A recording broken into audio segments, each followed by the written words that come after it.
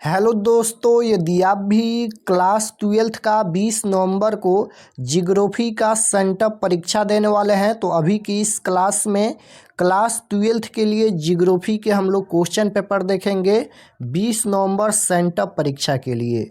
20 नवंबर को जियोग्राफी यानी भूगोल का सेंटअप परीक्षा होने वाला है। तो अभी की इस क्लास में हम लोग 20 नवंबर सेंटअप परीक्षा के लिए जियोग्राफी के क्वेश्चन पेपर देखेंगे। जियोग्राफी का विषय कोड 323 रहेगा और सभी का सेट कोड ए रहेगा। यहाँ पर देख सकते हो इंटरमीडिएट सेंटअप एग्जामिनेशन 2025 ये सेंटअप परीक्षा के लिए जियोग्राफी यानी भूगोल का क्वेश्चन पेपर है 20 नवंबर सेंटअप परीक्षा के लिए। तो समय मिलेगा 3 घंटा 15 मिनट का और जियोग्राफी का एग्जाम 70 नंबर का होगा क्योंकि इसमें भी 30 नंबर का प्रैक्टिकल का एग्जाम होता है। तो सबसे पहले पेपर में खंड अ मिलेगा सेक्शन ए, जिसमें आपसे ऑब्जेक्टिव टाइप क्वेश्चन पूछा जाएगा। 1 से लेकर 70 तक ऑब्जेक्टिव क्वेश्चन पूछा जाएगा, जिनमें से किन्हीं 35 प्रश्नों के उत्तर देना है परीक्षा में। तो आइए पहला नंबर क्वेश्चन देखते हैं। और अगर आप लोग चैनल पर नए होंगे तो चैनल को ज़रूर सब्सक्राइब कर लीजिएगा ताकि आने वाले नेक्स्ट क्लास आपके पास ज़रूर पहुँचे। तो पहला नंबर क्वेश्चन है, बॉक्साइट उत्पादन में अग्निराज कौन है? बताना है कि बॉक्साइट उत्पादन में अग्निराज कौन है। गोवा है या उड़ीसा है या कर्नाटक है या असम है? तो याद रखिएगा इसका राइट आंसर उड़ीसा हो जाएगा। Option number B correct answer होगा। और ये सभी प्रश्न आप लोग जरूर याद रखिएगा क्योंकि इसमें से क्वेश्चन आपके फाइनल परीक्षा में भी पूछा जाएगा। 2 नंबर क्वेश्चन है, गुरुम हिसानी खान किस खनिज से संबंधित हैं? तो राइट आंसर हो जाएगा लौह अयस्क से। Option number B right answer हो जाएगा। क्वेश्चन नंबर 3 पूछा गया है यहाँ पर, निम्न में कौन धात्विक खनिज है? निम्न में कौन धात्विक खनिज है? लौह अयस्क है या तांबा है या मैग्नीज है या इनमें से सभी हैं? तो कौन यहाँ पर धात्विक खनिज है? तो धात्विक खनिज पूछा गया है तो लौह अयस्क भी धात्विक खनिज है, तांबा भी है, मैग्नीज भी है। तो right answer option number D हो जाएगा। इनमें से सभी जो है वह धात्विक खनिज है। Option number D right answer होगा। 4 नंबर क्वेश्चन है, भद्रावती का संबंध है। भद्रावती का संबंध किससे है? तो लौह इस्पात उद्योग से संबंध है। Option number B right answer होगा। क्वेश्चन नंबर 5 पूछा गया है कि ट्राम्बे किस राज्य में है? तो ये महाराष्ट्र में स्थित है। Option number A right answer होगा।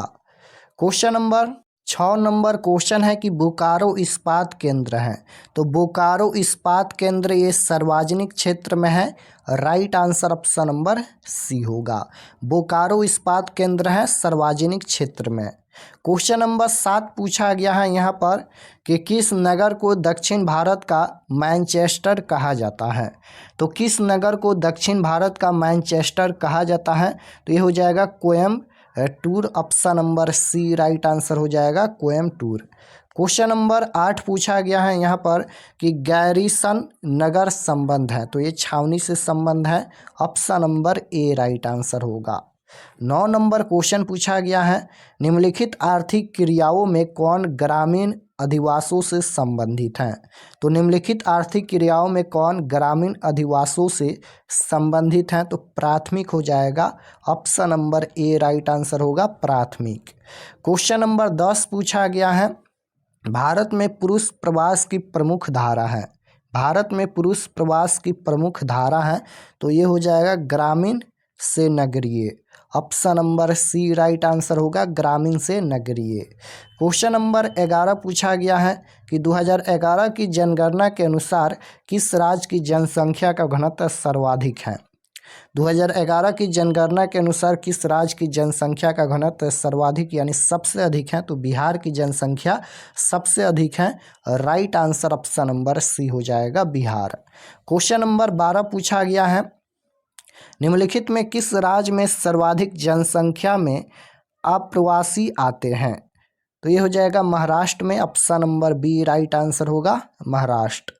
क्वेश्चन नंबर 13 पूछा गया है, निम्नलिखित में कौन एक जन स्थानांतरण का अपकर्ष कारक नहीं है? तो रहन सहन की निम्न दशाएं। Option number C right answer होगा। 14 नंबर क्वेश्चन पूछा गया है यहाँ पर कि निम्नलिखित केंद्र शासित प्रदेशों में किसकी साक्षरता दर उच्चतम है? तो चंडीगढ़ की है। Right answer option number A हो जाएगा। क्वेश्चन नंबर 15 पूछा गया है, निश्चयवाद संकल्पना में किस घटक को महत्वपूर्ण माना गया है। तो निश्चयवाद संकल्पना में किस घटक को महत्वपूर्ण माना गया है, याद रखिएगा ये क्वेश्चन कई बार फाइनल परीक्षा में पूछा गया है। तो निश्चयवाद संकल्पना में किस घटक को महत्वपूर्ण माना गया है, तो प्राकृतिक घटक और मानवीय घटक दोनों हो जाएगा। Option number C right answer हो जाएगा, ए और बी दोनों। क्वेश्चन नंबर 16 पूछा गया है, मानव भूगोल का संस्थापक किसे कहा जाता है। मानव भूगोल का संस्थापक किसे कहा जाता है, तो ये हो जाएगा राइट जेल को। Option number A right answer होगा। 17 नंबर क्वेश्चन है, पर्यटन भूगोल मानव भूगोल के किस क्षेत्र से संबंधित हैं। तो पर्यटन भूगोल मानव भूगोल के किस क्षेत्र से संबंधित हैं, तो आर्थिक भूगोल से हैं। Right answer option number D होगा, आर्थिक भूगोल। क्वेश्चन नंबर 18 पूछा गया है, निम्नलिखित क्षेत्रों में कौन सघन जनसंख्या वाला है। निम्नलिखित क्षेत्रों में कौन सघन जनसंख्या वाला है, तो पश्चिमी यूरोप हो जाएगा। Option number A right answer होगा, पश्चिमी Europe. Option number A right answer. 19 number question पूछा गया है कि विश्व जनसंख्या का कितने प्रतिशत एशिया में निवास करती है। विश्व जनसंख्या का, पूरा विश्व का कितना प्रतिशत एशिया में निवास करती हैं, तो 60%। Right answer option number D हो जाएगा। क्वेश्चन नंबर 20 पूछा गया है, निम्नलिखित में कौन जन स्थानांतरण का प्रतिकर्ष कारक नहीं है। नहीं पूछा गया है कि निम्नलिखित में कौन जन स्थानांतरण का प्रतिकर्ष नहीं है, तो शैक्षणिक सुविधाएं नहीं है। Option number B right answer होगा। 21 नंबर क्वेश्चन पूछा गया है, जनांकीय संक्रमण सिद्धांत की किस अवस्था में जन्म और मृत्यु दोनों दरे से आती हैं, तो राइट आंसर तृतीया हो जाएगा। Option number C right answer होगा। क्वेश्चन नंबर 22 पूछा गया है कि विश्व व्यापार संगठन यानी WTO का मुख्यालय स्थित है, कहाँ स्थित है। न्यूयॉर्क में, वियना में, जेनेवा में या नई दिल्ली में। तो विश्व व्यापार संगठन का मुख्यालय कहाँ स्थित है, तो जेनेवा में। Right answer option number C हो जाएगा, विश्व व्यापार संगठन का मुख्यालय जेनेवा में है। क्वेश्चन नंबर 23 है कि किस संघ का मुख्यालय काठमांडू में अवस्थित है। किस संघ का मुख्यालय काठमांडू में अवस्थित है, तो दक्षेश हो जाएगा। Option number B right answer. Question number 24 पूछा गया है, ओपेक संबंधित है। ओपेक संबंधित हैं तो चीनी निर्यात से संबंधित हैं। Option number D right answer. 25 number question है, नदी के सहारे बसा गांव किस प्रतिरूप में आएगा। नदी के सहारे बसा गांव ये किस प्रतिरूप में आएगा, तो रेखीय प्रतिरूप में। राइट आंसर डी हो जाएगा, रेखीय प्रतिरूप में। 26 नंबर क्वेश्चन है, निम्नलिखित प्रदेशों में कौन सुप्रलेखित प्राचीनतम नगरीय बस्ती है, तो राइट आंसर हो जाएगा सिंधु घाटी। Option number D right answer होगा, सिंधु घाटी। क्वेश्चन नंबर 27 है, निम्नलिखित में कौन इथियोपिया की राजधानी है, तो राइट आंसर हो जाएगा Addis Ababa. Option number C right answer होगा, अदीस अबाबा। क्वेश्चन नंबर 28 है, निम्नलिखित में कौन सांस्कृतिक नगर है। निम्नलिखित में कौन सांस्कृतिक नगर है, तो ये लंदन है। राइट आंसर सी हो जाएगा। क्वेश्चन नंबर 29 है, निम्नलिखित में कौन पेय फसल है। निम्नलिखित में कौन पेय फसल है, तो ए और बी दोनों हो जाएगा, यानी चाय और काफ़ी दोनों हो जाएगा। Option number C right answer. 30 number question पूछा गया है, विस्तृत व्यापारिक अनाज कृषि नहीं की जाती है, तो इसका राइट आंसर हो जाएगा अमेजन बेसिन में। Option number D right answer होगा। क्वेश्चन नंबर 31 पूछा गया है, निम्नलिखित में कौन पंचम क्रियाओं से संबंधित है। निम्नलिखित में से कौन पंचम क्रियाओं से संबंधित है, तो राइट आंसर होगा नीति निर्धारक। Option number D right answer होगा। क्वेश्चन नंबर 32 पूछा गया है, लाल कालर का संबंध है। लाल कालर का संबंध है, ये प्राथमिक क्रिया से संबंध है। Option number A right answer होगा। 33 नंबर क्वेश्चन है, निम्नलिखित में कौन पेशेवर सेवाओं से संबंधित है।